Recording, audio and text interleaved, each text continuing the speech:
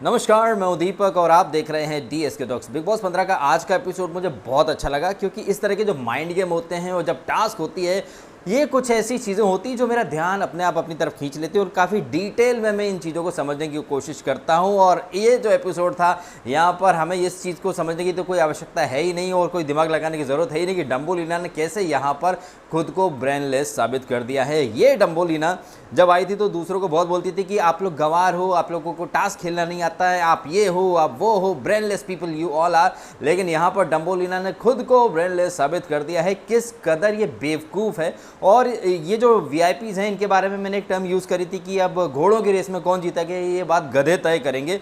And जिस तरह से डम्बोलिना यहाँ अपने रूल बना रही थी, साबित हो रहा कि कौन गधा है, किस में दिमाग नहीं है। तो यहाँ पर इस एपिसोड में बड़ा माइंड ब्लोइंग वाला ये सीन हमें देखने को मिला, जहाँ टिकट टू फिनाले है और इधर भी लालच है और ये जो वीआईपी जोन वाले इनको तो लालच है कि भाई कोई एक जो है वो फाइनलिस्ट बन सकता है। वहीं नॉन वीआईपी वालों के लिए तो मतलब एक लॉटरी लग गई है कि हम अच्छे से निगोशिएट कर सकते हैं, क्योंकि अभी जो बाजी है वो बॉल जो है वो हमारे कोर्ट में है और हम जो है वो प्राइज कोट करेंगे।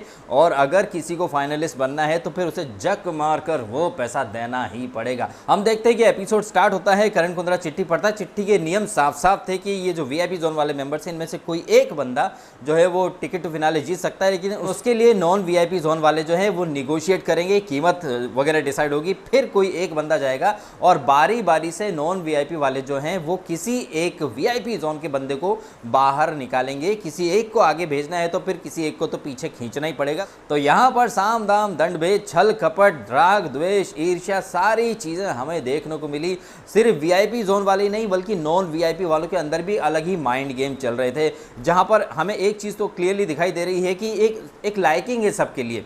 अब ये जब लाइक करते समय, जब ये नॉमिनेशन टास्क में राखी ने जैसे राजीव को बचाया था या रश्मि ने करण को बचाया था या डम्बोलिना प्रतीक को बचा रही थी, उस समय ये लोग नहीं सोचते हैं कि जब इनके हाथ में पावर रहती है तो बिग बॉस में सर्कल घूमता है और एक टाइम पर जब आप किसी पावरफुल पोजीशन में रहते हो तो नेक्स्ट डे आप रिसीविंग एंड पर भी पहुंच जाते हो। जब आप बायस्ड डिसीजन लेते हो तब आपको अच्छा लगता है, लेकिन जब आपके खिलाफ वो डिसीजन आते हैं तो फिर डम्बोलिना जैसे लोग रोने लगते हैं। तो यहाँ पर हम देख रहे थे कि करण का और उमर का और राजीव का एक प्लान था कि राजीव ने हालांकि राखी का नाम लिया था, लेकिन वो रश्मि का भी नाम लेने के लिए वो रेडी था।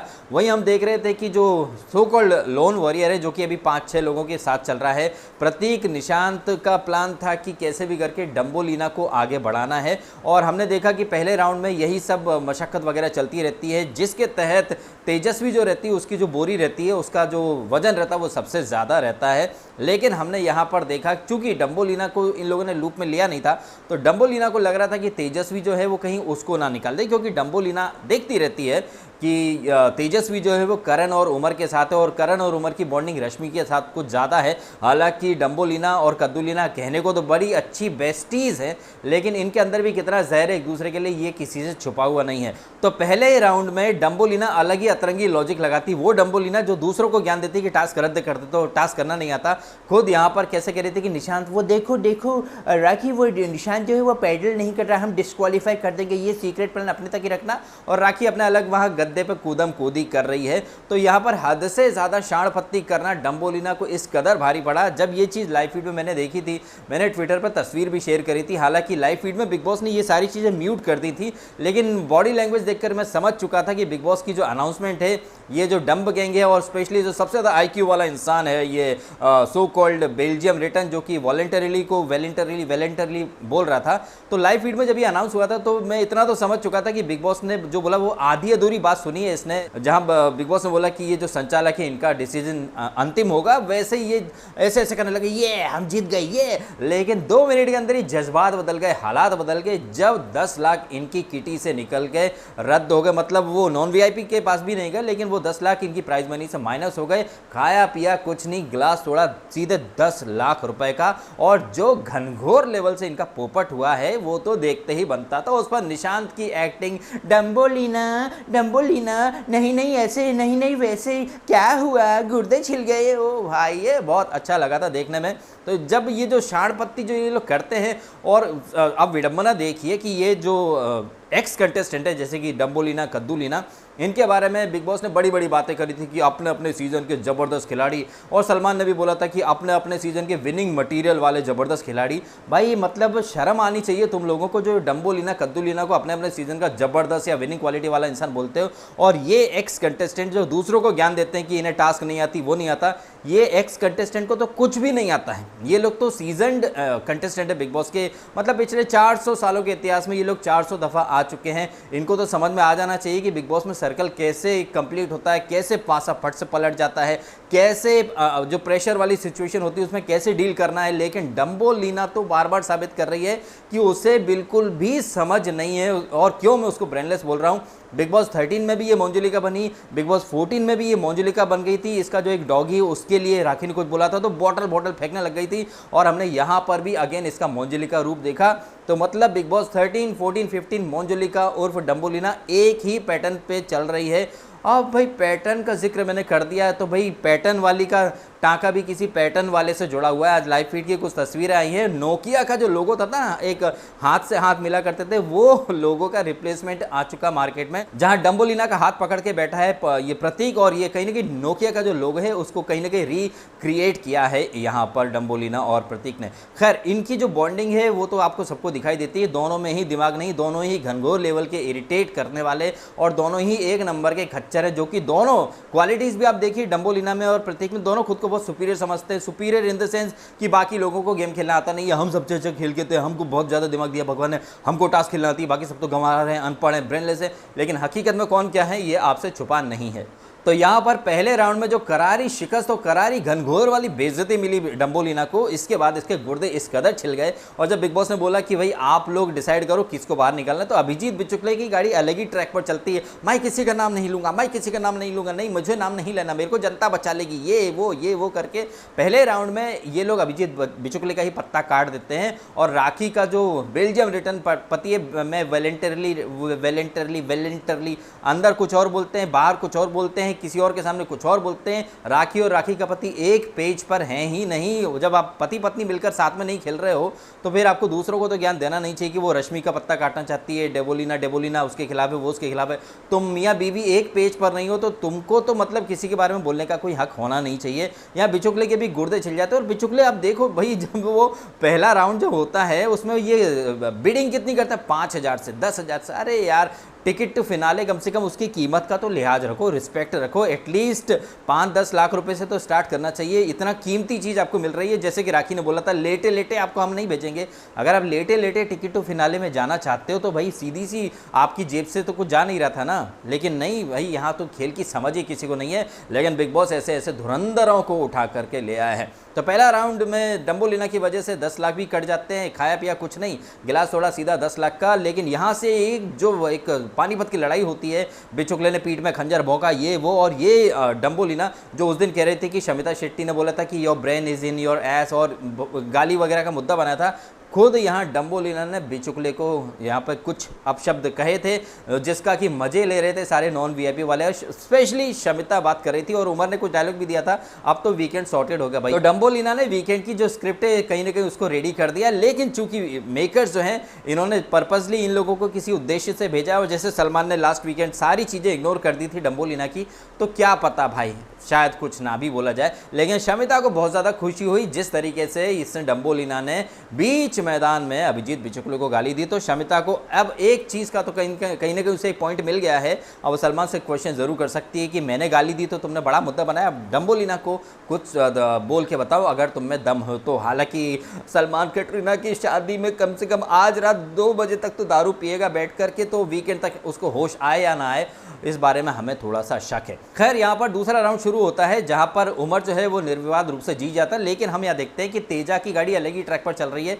तेजा निशांत और प्रतीक की टीम में जा चुकी है या क्या, ये तो खैर हमें 1-2 दिनों में पता चलेगा। लेकिन लाइव फीड के थ्रू भी हमें पता चल रहा है कि प्रतीक को कुछ वो ज़्यादा ही आजकल सपोर्ट करने लग गई है। और प्रतीक भी तेजा की हर चीज़ में, मतलब मुद्दा हो ना हो प्रतीक का, प्रतीक कूदता ज़रूर है। और यहाँ पर इस एपिसोड के टुवर्ड्स एंड करण इस बारे में बात भी कर रहा था, और तेजा तो बोल रही थी कि प्रतीक मुझे भाई की तरह ट्रीट करता है। लेकिन तेजा एक लार्जर पिक्चर से गेम को या तो समझ नहीं रही है, या फिर समझने के बावजूद भी वो ना समझ बनने की एक्टिंग कर रही है। सीधी सी बात है, करण का उमर का प्लान है कि उन्हें रश्मि को आगे लेके जाना है, लेकिन निशांत और प्रतीक का प्लान है कि उन्हें डम्बोलिना को आगे लेकर के जाना है। तो अगर तेजस्वी खुद करण की अगर गर्लफ्रेंड बनती है या फिर खास बनती है तो उसको करण के प्लान के हिसाब से चलना चाहिए, ना कि प्रतीक और निशांत के हिसाब से। लेकिन यहाँ तेजस्वी बहुत मासूम बनने की एक्टिंग कर रही थी, एड़ा बन के पेड़ा खा रही थी, सीधी सी बात है। तो यहाँ पर छोटा मोटा आर्ग्यूमेंट होता है, हालांकि प्रतीक बीच में कहता है अरे यार उससे फर्क नहीं पड़ता किसकी बोरी का वो भूसा कम हो रहा किसका नहीं हो रहा, अपनी प्राइज मनी से मतलब प्राइज मनी फोकस करो। क्या घंटा प्राइज मनी पे फोकस करो भाई,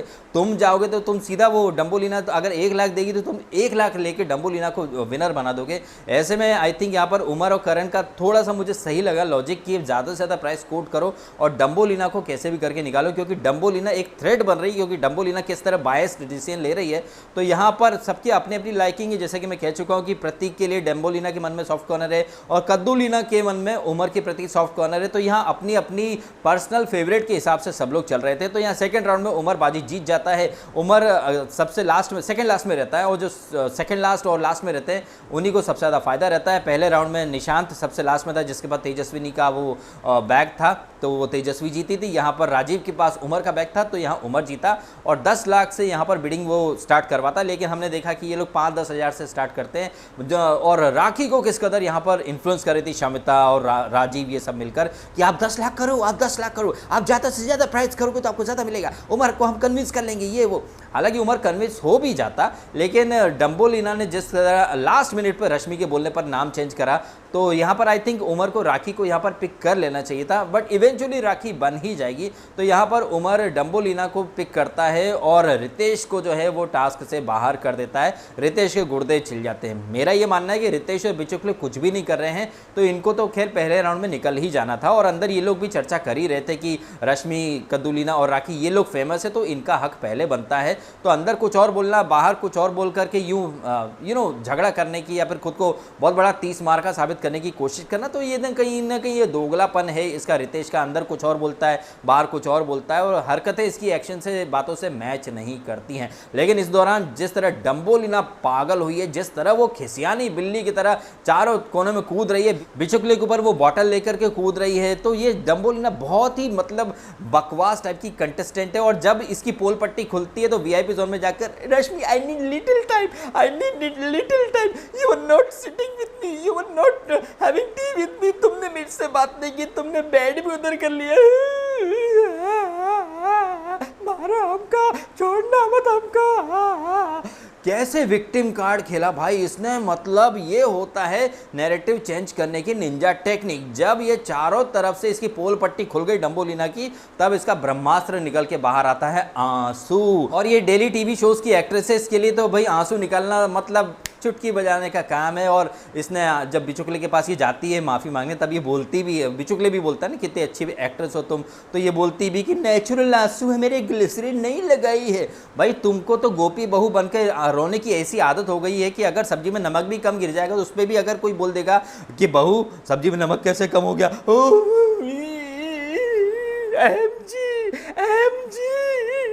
तो ये जो बनावटी और ढोंगी जो ये है ना डम्बोलिना जैसे लोग, ये खुद को ही जलील कर रहे हैं नेशनल टीवी के ऊपर। वहीं दूसरी तरफ हम देखते हैं कि ये जो एक ग्रुप बन चुका है, राखी, रितेश, डम्बोलिना, प्रतीक और निशांत, जहां पर आई थिंक प्रतीक कहता है डम्बोलिना से कि आपने रश्मि को बाहर क्यों नहीं करा, आपके पास मौका था। डम्बोलिना वैसे भी जहर भुजी नागिन है और आई थिंक इनके बीच में अब लड़ाई जो है, दोस्ती जो वो टूट सकती है, दरार तो पड़ ही चुकी है। वहीं राखी भी ये बात हाईलाइट करती है कि आप लोगों की लाइकिंग्स अलग हैं, आप लोग एक दूसरे के अगेंस्ट डिसीजन लेते हो लेकिन खुद को बहुत अच्छा दोस्त साबित करते हो। वहीं दूसरी तरफ जब कैमरा पैन करता है तो हम देखते हैं कि उमर है, राजीव है और रश्मि है, जहां रश्मि ये कह रही कि वो डेवो को बाहर निकालने की कोशिश करेगी और उमर ने तो खैर ये प्लान कर ही रखा था कि वो रश्मि को आगे बढ़ाएगा, डेवोलिना को बाहर करना चाहता है। तो अब देखते हैं कि किस तरह से ये रश्मि और डेवो की दोस्ती टूटती है।